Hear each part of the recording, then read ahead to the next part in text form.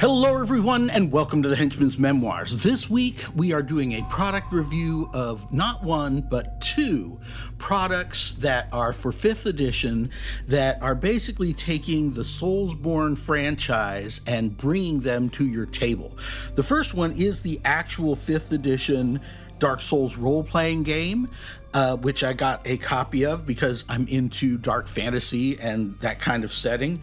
The other one is Steinhardt's Guide to the Eldritch Hunt, which I backed on Kickstarter, it feels like 2 or 3 years ago, and we finally got the print version here at the Henchman's headquarters.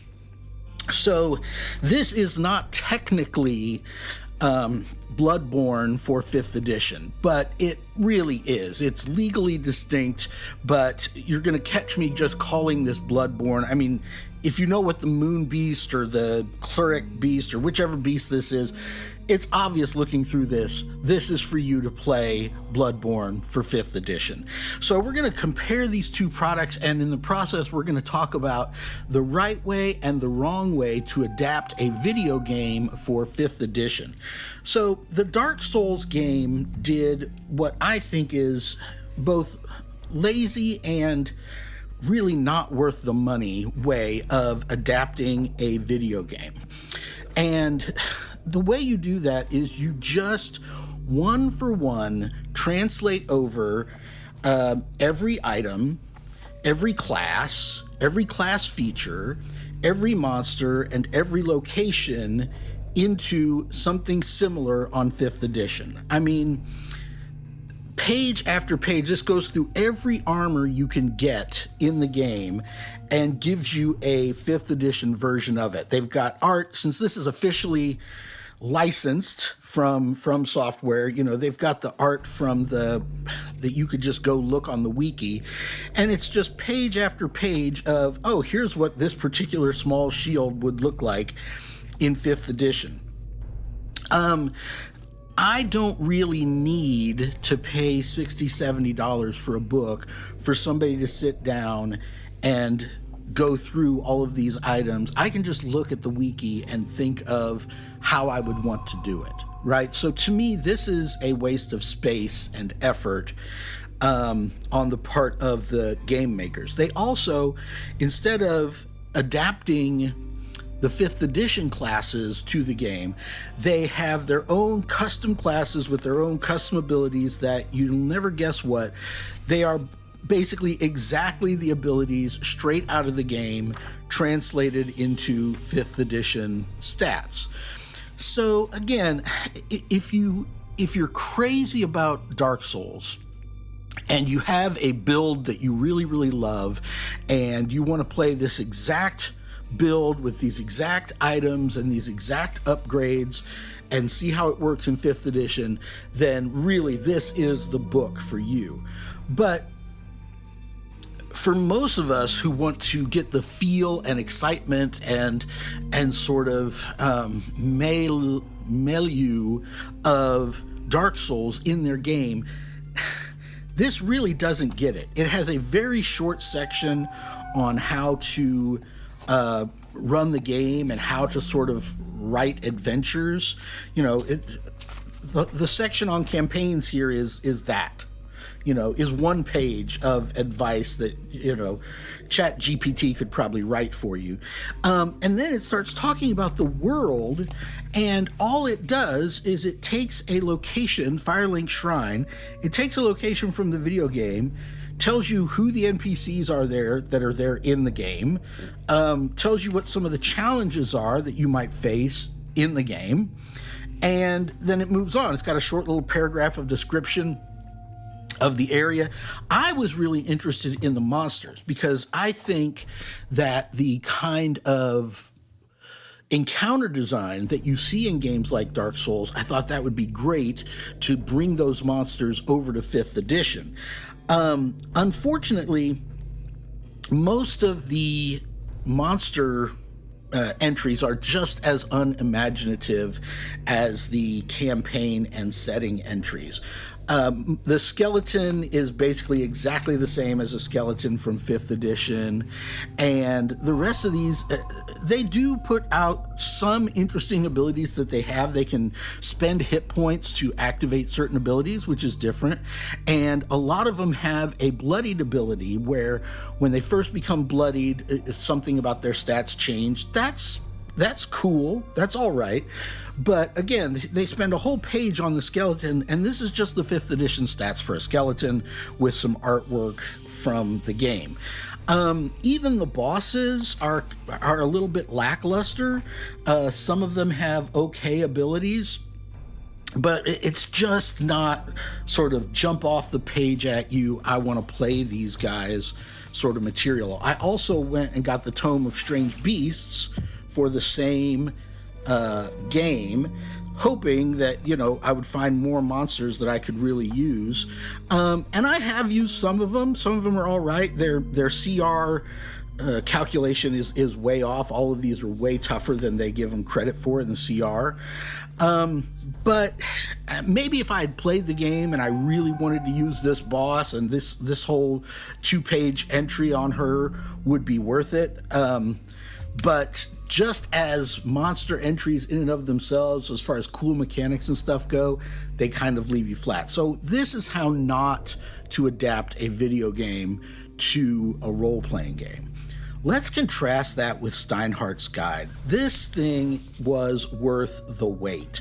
So Steinhardt's guide starts off giving us the history and the setting of the city itself. Okay, he paid for some gorgeous art, and what he did was he basically took the theme and the tone of Bloodborne and created a new setting that is very similar, has a lot of the same themes, but some of the secrets are different. Some of the locations are different enough that they're actually interesting to read about and figure out how to use. He gave us this beautiful 2-page spread of the city itself with the different districts, which you can also get as a out of the PDF as one big picture to send to your players, and just gives you all this rich information about the different areas inside the city and all of the sort of twisted dark secrets. Here's the cathedral, and it almost looks like a side view of a mega dungeon with all the different locations inside, and everything in here just really gets your imagination going and really gets you thinking. And then he goes into character classes. Well, he has races here, and then he gets into character classes.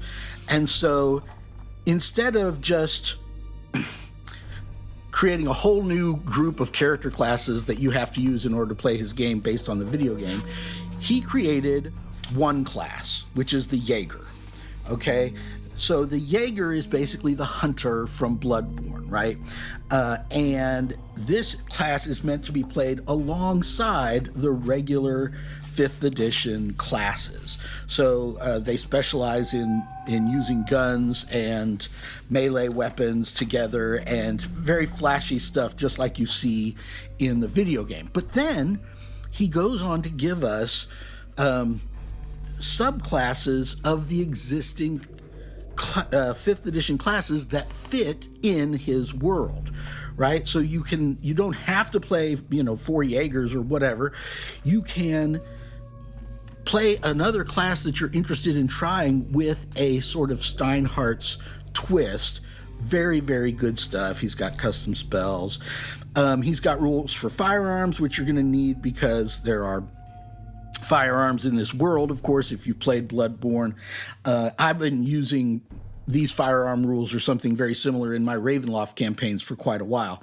Then he gets to trick weapons. This may not be all that interesting to you, but it is very much something, if you've played Bloodborne, you might want to try out in 5th edition. So these are weapons. Apparently in Bloodborne, you have these weapons that you can switch back and forth between two forms or usages, right? So this thing, I think, is straight out of the game, where it's like a gun that folds open into like a meat cleaver, and and then you've got, this sword that turns into a spear, and this gun that turns into a knife, and this glove that turns into a sword. So he went through and created, and he commissioned some great art. I keep saying Monkey DM is the guy behind this. I don't know his real name, but that's what he goes by. And it's great looking stuff. So if you're interested in the trick weapons, he gives you several pages of these. He's got a custom madness system with more interesting short-term madnesses than what's in Van Richten's or the Dungeon Master's Guide. I've also been using this in my Ravenloft campaigns. One of my players, that is, complained because this is like a black page with white writing on it. The whole book, obviously, is that way, but it's a little hard for our elderly eyes to read. And then he has this very interesting section on the Eldritch Moons. I don't know how much of that is from Bloodborne, but the idea is that, like, I don't know, once every month or whatever, these different moons rise, and you've got the glowering moon, you've got the howling moon, you've got the sanguine eclipse, you've got all these different, the vacuous moon, moons that can rise over the city and cause different effects during the night when these eldritch hunts are going on. So then finally, we're into monsters. The monsters in this are much better. Obviously, the Fallen Luharian and the Corvin Dweller, these are straight out of Bloodborne if you've played the game. The Enhanced Patient. These are more evocative. The stats and abilities are more interesting. The art is just out of this world. There is one unforgivable problem with the layout of this book. I cannot understand. The monsters are not alphabetized at all. They seem to be in here in a purely random order. There's a hunter, and then there's a razor blade biter, and then there's a screechwing, and then there's an abductor. So it's not by CR, it's not by, obviously, where they're encountered or anything like that. He just laid them out in a sort of stream of consciousness way of all these different monsters. I really was hoping, I got the PDF, I was really hoping the physical copy would fix this, but as you can see, it didn't. So you've just got to kind of read through here and note down the page number of any monster you're going to use, but look at that artwork. Isn't that great? You just got to note down the page number because you're never going to find them just looking. So you go through all this. I'm sorry, you're never going to find it by looking alphabetically. The Galvanized Prowler is the, I guess, cleric beast or whatever it was. And then they get into the bosses, right?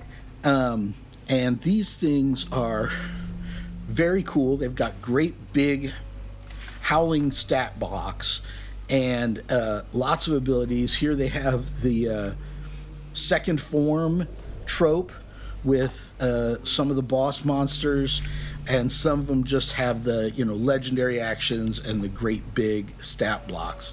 But they're just head and shoulders above what they did over here in the Dark Souls book as far as their abilities. And as soon as you read through Gerhardt the Accursed Knight, you read through all his lore and all his actions, you can't wait to run this guy. He's challenge rating 18, so it might take you a while to be able to play him.